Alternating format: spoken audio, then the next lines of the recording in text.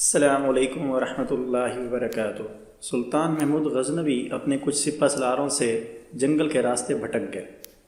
عصر سے وقت تیزی سے گزر رہا تھا۔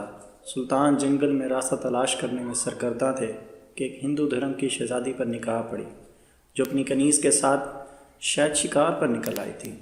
اکیلی شہزادی اور اس کی کنیز اس چیز سے بے خبر دریا کے کنارے پاؤں ڈبوئے ہوئے بیٹھی تھی کہ ان کے پیچھے ایک جنگلی ریچھ پہنچ چکا ہے۔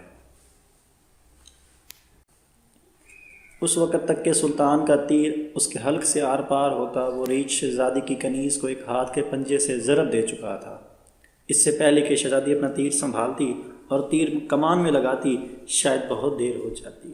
سلطان محمود غزنوی نے پے در پہ 3 تیر اس جنگلی درندے پر مارے، جس سے وہ ڈھیر ہو گیا۔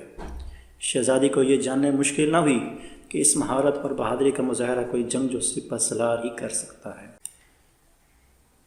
شہزادی سلطان کی طرف متوجہ ہوئی، اظہار تشکر کے طور پر اپنا تعارف کراتے ہوئے بولی، میرا نام سمرتی ہے، میں جے پور ریاست کی راجہ کی اکلوتی بیٹی ہوں، میری جان بچانے کا شکریہ۔ میں تمہیں اپنے پتا سے کہہ کر فوج میں کوئی اعلیٰ عہدہ دلوا دوں گی۔ ویسے تم ہماری فوج کی سپاہی لگتی تو نہیں ہو، بتاؤ کہاں سے تعلق ہے تمہارا؟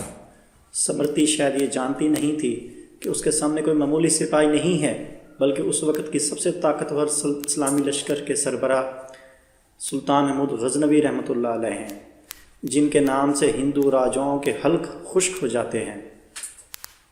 سلطان نے مختصراً اپنا شناخت ظاہر نہ کرتے ہوئے کہا، جی میں کسی اور فوج کا سپاہی ہوں، چلیے محترمہ، میں آپ کو کسی محفوظ مقام پر پہنچا دوں گا، آپ میرے پیچھے چلتی جائیں، اندھیرا بڑھتا جا رہا ہے، راستہ نہ ملا تو شاید اسی جنگل میں رات بسر کرنی پڑ جائے۔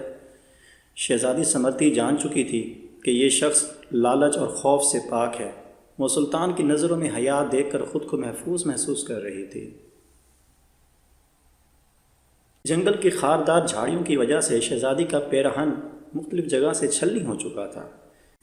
شہزادی تھکاوٹ سے چور ہو چکی تھی۔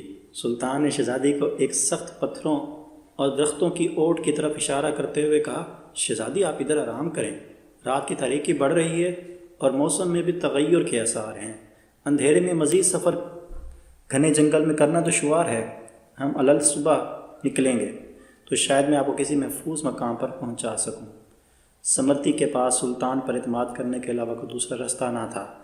سلطان نے محسوس کیا شہزادی اپنی بیش قیمت مگر قدرے باریک لباس میں جنگل کی ٹھنڈی رات شاید نہ گزار سکے۔ سلطان نے اپنی موٹی چادر شہزادی کی طرف اچھال دی، خیز نظروں سے شہزادی کو دیکھا، جیسے کہہ رہے ہوں یہ اوڑھ لیں۔ شہزادی نے بلا جھجک چادر اوڑھی اور ٹیک لگا کر درختوں کی اوٹ میں پاؤں پسارے۔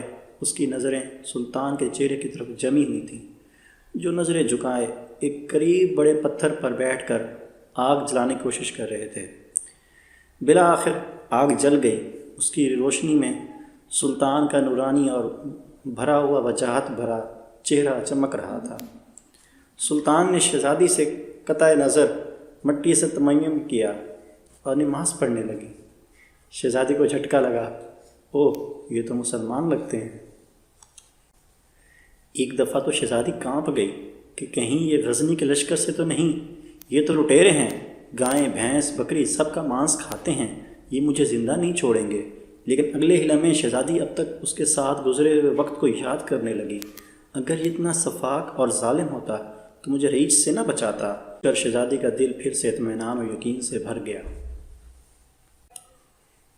سلطان نماز کے بعد دعا کرتے ہوئے زار و قطار رونے لگے۔ روتے روتے سلطان نے اپنے خنجر کی نوک اپنے پاؤں کے انگوٹھے پر رکھ کر اس کو دبا دیا۔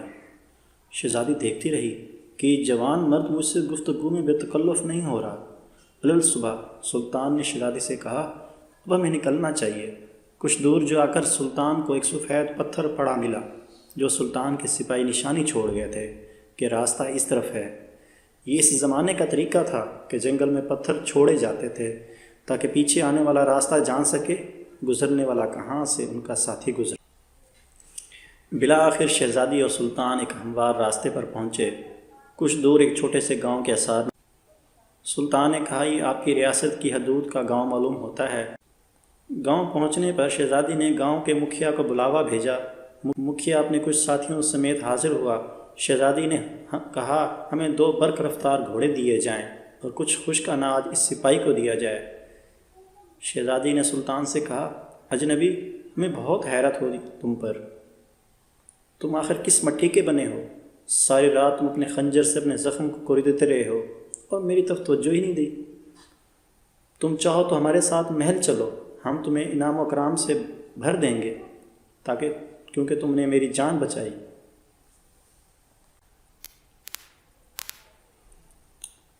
سلطان نے گھوڑے پر سوار ہو کر شہزادی سے کہا شہزادی صاحبہ، زخم اس لیے کوریدتا رہا کہ آپ کا حسن میرے ایمان کو زد نہ پہنچائے اور میری توجہ میرے درد کی طرف رہے۔ شہزادی، کیا تمہیں یہ موقع گنوانا چاہیے تھا؟ ہم سے خلوت میں ملاقات کے لیے لوگ اپنی ریاستیں دستبردار کرنے کو تیار ہوتے ہیں۔ سلطان نے کہا شہزادی، میں مسلمان ہوں اور محمد مصطفیٰ صلی اللہ علیہ وآلہ وسلم کا غلام ہوں۔ میری نظر آپ کے جسم پر نہیں، میری اپنی روح پر تھی۔ شاید میرے جسم سے گناہ کا داغ دھل جاتا، لیکن میری روح پر اس گناہ کا داغ لے کر میں اپنے نبی صلی اللہ علیہ وآلہ وسلم کے سامنے کیسے پیش ہوتا؟ مجھے یہ گوارا نہیں تھا، کیونکہ الحمدللہ میں ایک سچا مسلمان ہوں۔ یہ جواب سن کر اس سپاہی کے اپنے سچے مذہب اسلام کے ساتھ لگاؤ، محبت اور وفاداری دیکھ کر ان کے کردار سے متاثر ہوئے بنا نہ رہ سکی، جیسے اس کا دل اس اجنبی کے مذہب اور زندگی میں شامل ہونے کو بے قرار ہو۔ یہ کہہ کر سلطان نے اجازت چاہی۔ شہزادی، اپنا اور اپنے فوج کا نام تو بتاتے جاؤ، ہم یاد رکھیں گے۔ سلطان نے چادر سے نقاب اوڑھا، تیر ترکش کندھے پر ڈالے، تلوار اپنے میان میں ڈالی اور گھوڑے کی رکابیں پکڑتے ہوئے بولے شہزادی، میرا نام سلطان محمود غزنوی ہے اور میں ہی غزنی کی عظیم و شان فوج کا سپہ سالار اعظم اور بادشاہ ہوں۔